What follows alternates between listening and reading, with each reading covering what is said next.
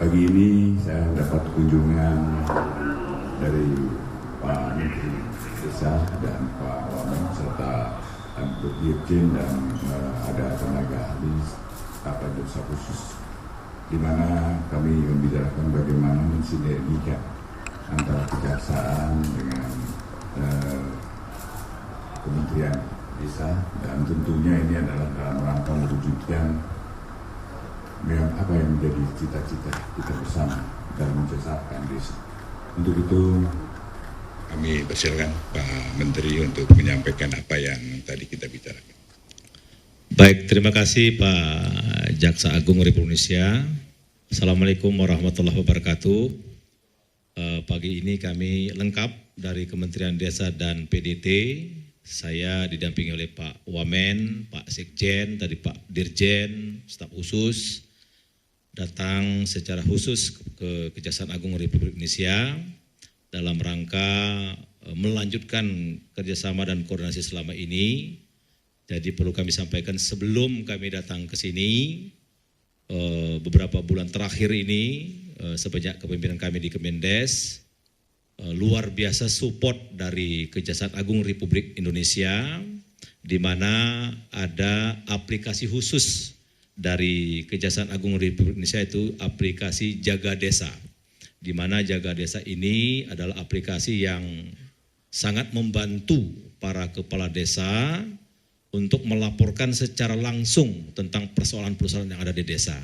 Dan ini bagian dari pembinaan sekaligus pencegahan terhadap hal-hal yang tidak kita inginkan, terhadap pengelolaan dana desa yang kalau totalnya se-Indonesia sangat besar.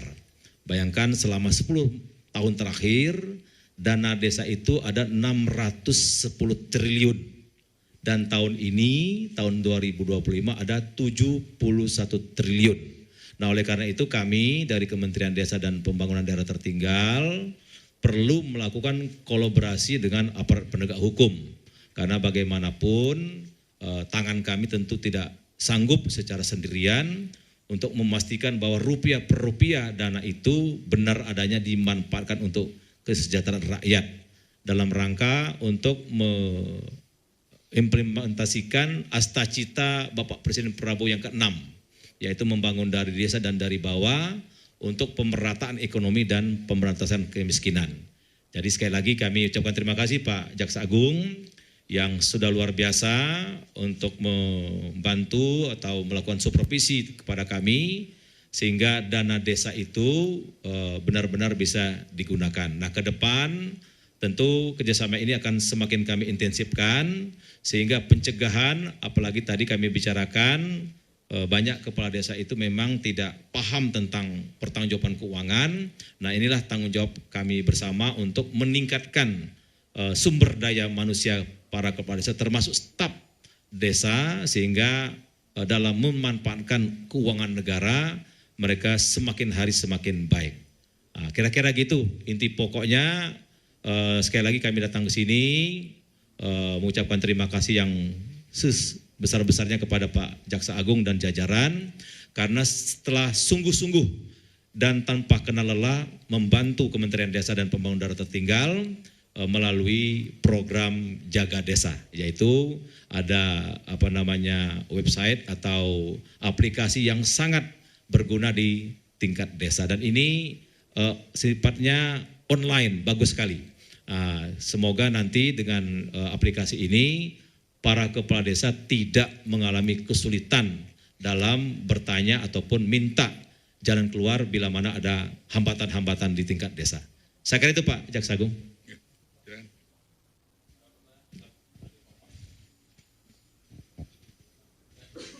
Siap, izin Bapak, saya dari kompas.com. Ini kan menanggapi, ini kan kemarin kalau tidak salah Pak Mendes juga sempat ke KPK ya Pak ya, untuk melaporkan adalah mungkin penyelewengan dana desa yang mungkin ujung-ujungnya itu digunakan untuk judol dan website fiktif kalau tidak salah. Pertanyaan saya, apakah mungkin hari ini kedatangan ke Kejaksaan Agung juga untuk mendalami hal yang sama atau mungkin seperti apa sih Pak?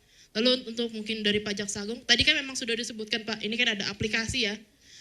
Tapi apakah dari Kejaksaan Agung itu nantinya atau saat ini sudah berjalan satgas khusus Pak untuk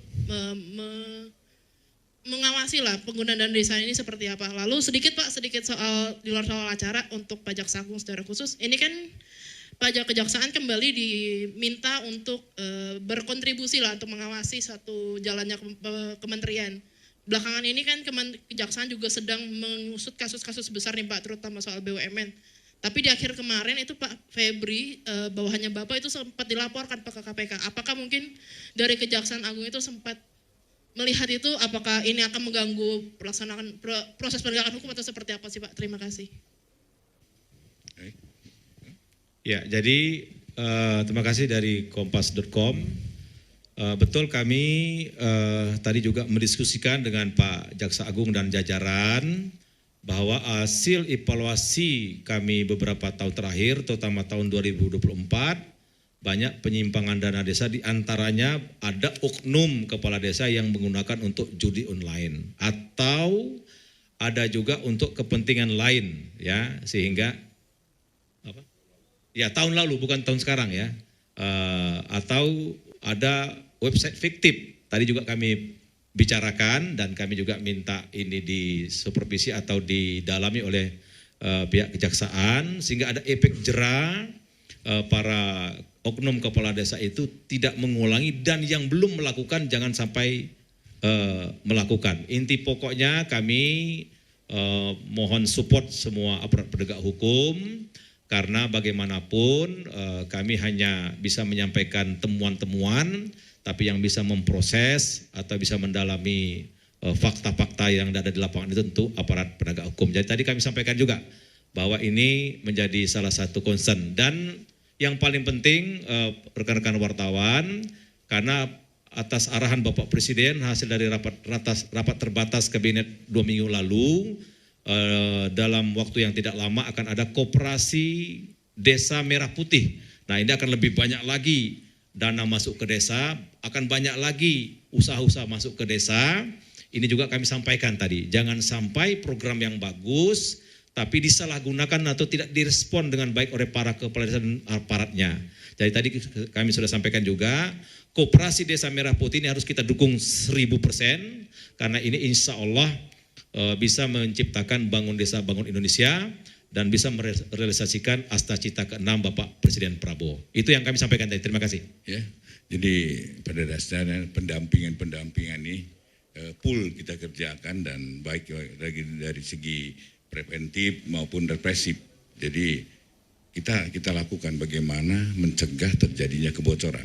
Dan kalau ada kebocoran akan kita tindak. Itu yang akan kita lakukan. Yang tadi pertanyaan tadi nanti aja dengan Kapus Pen.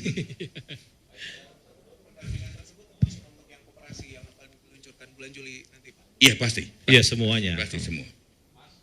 Semua program yang ada di pemerintahan desa. Ya. Ya, selamat pagi Pak Menteri dan Pak Jaksa Agung. Saya Thomas dari Kumparan.com. Mungkin buat Pak Menteri ini untuk tadi kan disebut kebanyakan yang udah termonitor itu yang di tahun lalu ya, betul, yang penyelewengan itu. Nah, boleh tahu nggak besaran dan angkanya itu berapa gitu yang terjadi di situ? Terus buat Jaksa Agung mungkin ini kembali menyerempet keluar Pak, dapat ada info kalau ada grup WhatsApp yang bernamakan Orang-Orang Senang itu yang diisi oleh para tersangka diduga korupsi minyak Pertamina. Itu benar adanya apa enggak Pak? Terima kasih. Ya, makasih. Jadi persoalan data berapa angkanya, kemudian siapa oknumnya sudah lengkap kami dapat dari PPATK dan itu kami serahkan kepada aparat penegak hukum. Biarlah aparat penegak hukum yang akan mengungkap secara lugas dan terang benderang. Jadi kami di pihak yang meminta untuk aparat penegak hukum tentu sudah kami serahkan. Kami tidak akan menyampaikan secara detail nama kepala desanya siapa, berapa jumlahnya, di desa mana, bulan berapa dia melakukan perbuatan tidak benar itu, semuanya sudah kami serahkan. Tinggal nanti mohon aparat penegak hukum lah yang akan kita minta untuk menelaah lebih jauh tentang perbuatan melawan hukum itu. Kira-kira gitu ya. Mau dijawab Pak? Tapi gini aja Pak, tentang grup WhatsApp. Grup WhatsApp kita lagi dalami ya. Kita dalami karena di tahanan tidak boleh membawa alat komunikasi. Kalau ada, berarti anak buah saya yang kurang ajar, saya akan tindak. Kalau ada, ya kita dalami. Baik, ya. Cukup ya. Terima kasih. Makasih, makasih. Terima kasih Pak Menteri. Ya. Download Tribun X sekarang, menghadirkan lokal menjadi Indonesia.